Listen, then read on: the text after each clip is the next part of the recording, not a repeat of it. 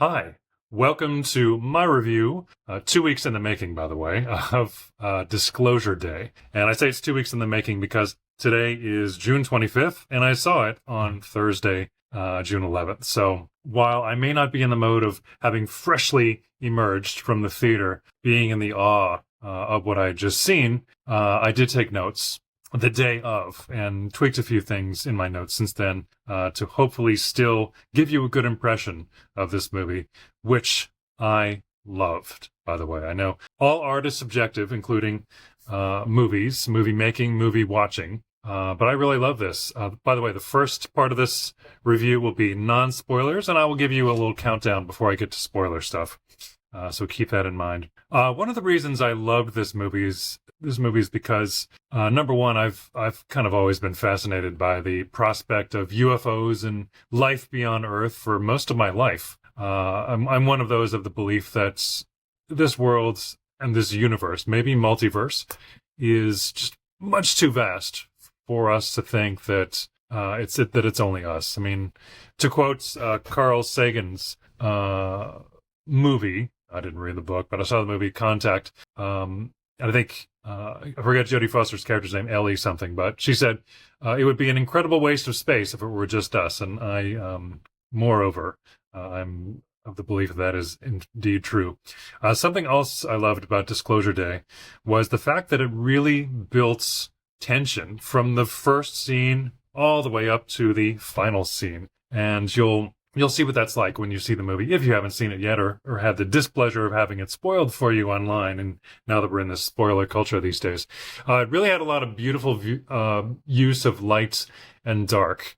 Emily Blunt's character, Margaret, there are times where she has this beautiful light in her face, and some of it you could see in the trailer. I won't give away anything that wasn't already in the trailer.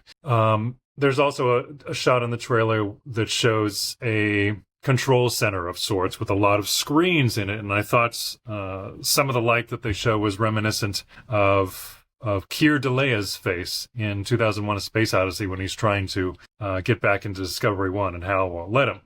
Basically, this movie is about sort of the whistleblower guy is a math genius, and the news anchor, or actually weathercaster, played by Emily Blunt, is sort of an incipient savant, and you will see how those two characteristics of these two primary characters came into play when you see this. And basically one of them is working to disclose the existence of extraterrestrial life to everybody. I gotta say, no movie from all my years as a movie watcher and movie goer has made me question my foundations and place in the universe since, for example, The Da Vinci Code. I saw that in theaters in 2006. I was I was raised Catholic, and I'd consider myself a decent Catholic, maybe more of a convenient one, since I only go to church really on Christmas and Easter these days. But I'm spiritual the rest of the time. And it does test our faith in our religion, Disclosure Day, that is, and our ability to look beyond religion, and in this case, Catholicism. It's done pretty tastefully, though, I would say. You see nuns in the trailer to give you the realization that it is about Catholicism, although I guess there are other kinds of nuns, too, who aren't necessarily Catholic, but under the umbrella of Christianity. But as I mentioned, or maybe I didn't mention this yet, but despite the sort of foundational crisis that perhaps this would imbue upon people who've held very strongly to their beliefs for a long time, I still choose to believe in a higher power because something had to create the aliens and something had to create us and our vast universe. So keep that in mind. If the day should actually come, maybe this movie will prove to be more truth than fiction, and that would be pretty cool. To think that that could actually manifest, as long as it's not the evil kind of aliens. And it's interesting, by the way, that this movie has come out at a time when our U.S. government right now is releasing UFO files. Granted, I'll tell you, I've been kind of underwhelmed by these UFO files. I'm still waiting for, like, the friendly aliens to emerge from the ships and say, "Greetings, Earthlings, we're here to help you." Kind of all we've gotten so far is, some weird lights in the sky and fast-moving lights that move irregularly according to the laws of physics. So I hope we can get more. But maybe people are worrying that if we do show more, things maybe we've only imagined could be coming out of Area 51. That's, that it would be something that wouldn't unravel humanity as we know it. All right, so go see Disclosure Day. I think it's still in theaters. I don't think it's in IMAX anymore. I did see it in IMAX, which was really wonderful in bringing the whole visual enjoyment of it and then bringing to the fore, as to whether we might be not alone in the universe, which in my core, I don't think we are. All right, so I've rambled enough about non-spoilery type things. Here are spoilers now, and I'll give you a countdown. 5, 4, 3, 2, 1. Now the spoilers begin. I do have my notes off screen here, not exactly in bullet points format, but you'll see me, you've already been seeing me darting my eyes to suggest that I do have my notes here. The opening of the movie, of the insignia on whoever the movie studio is, I forgot, but it was in the form of E.T. on his bicycle. So maybe a nod to Steven Spielberg's other more famous movie about aliens. And he's, by the way, of course, just a masterful filmmaker. He's had a lot of practice, right? And I really loved this movie. So it's interesting also when you learn that the animals that you see in the movie are actually aliens, perhaps projecting imagery into humans' minds that would make it easier for us to accept them. I guess some people maybe have the conception of aliens and being sort of scary at times. So that's how they presented themselves to Margaret, Emily Blunt's character, and Daniel, Josh O'Connor's character, during their abduction, which made it easier for them.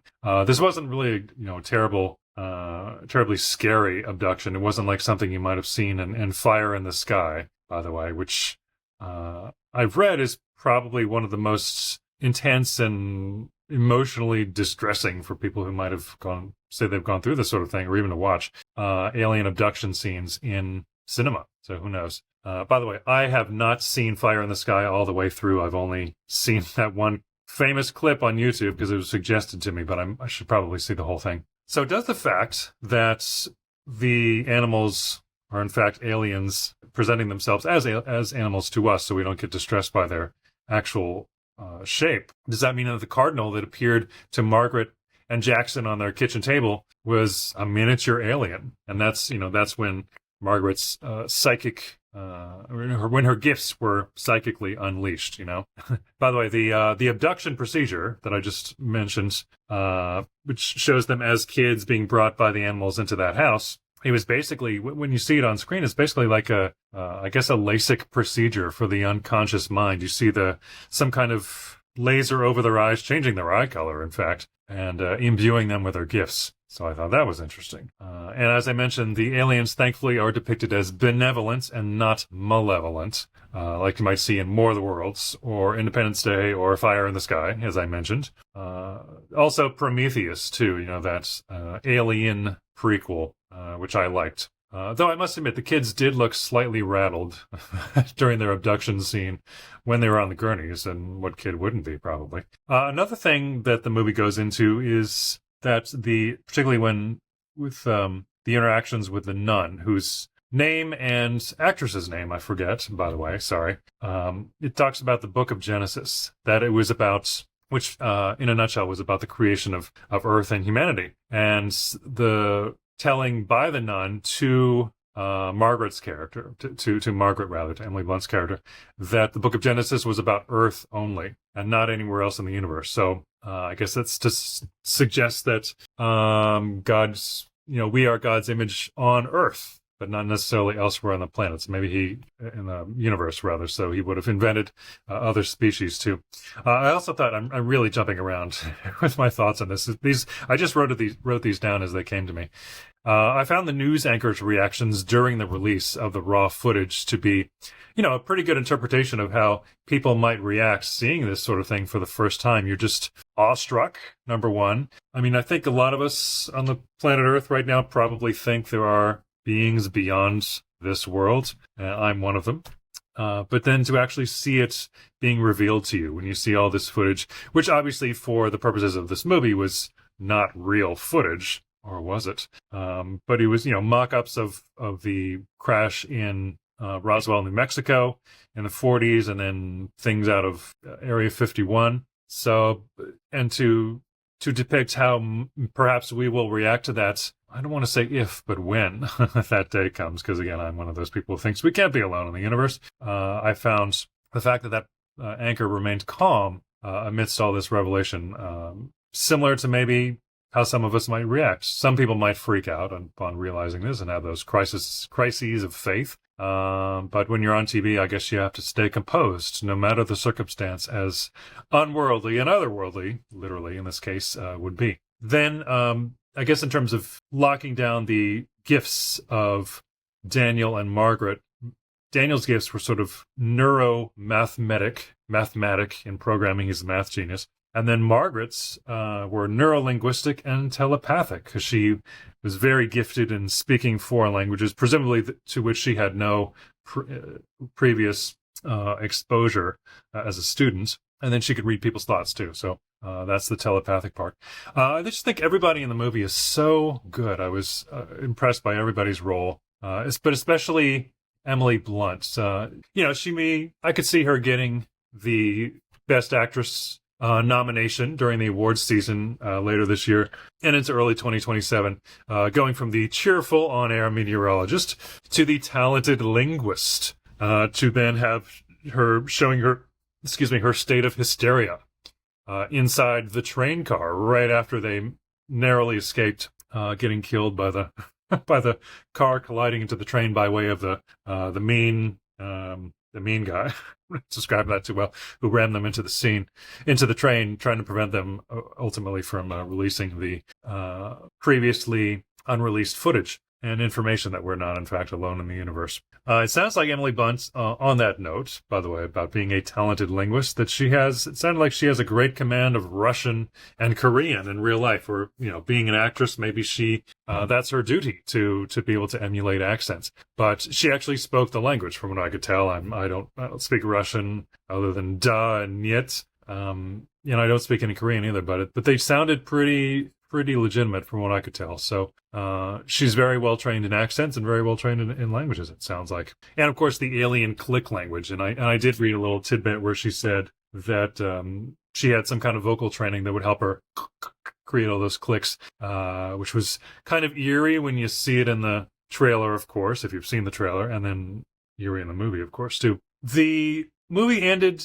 kind of ambiguously, after the revelation of the large, maybe like 7 or 8 foot alien being led into the newsroom, and then saying something to Josh O'Connor's character, which, because it was in, I guess, like a mathematical click language, he was able to then relay to Margaret right before she went back on air to presumably say whatever the alien had said. It ends on the cliffhanger of Margaret saying, "Listen," and then it cuts to black. So I like the fact that it ended kind of ambiguously, because then, Spielberg and whoever else decided that was the right ending for the movie.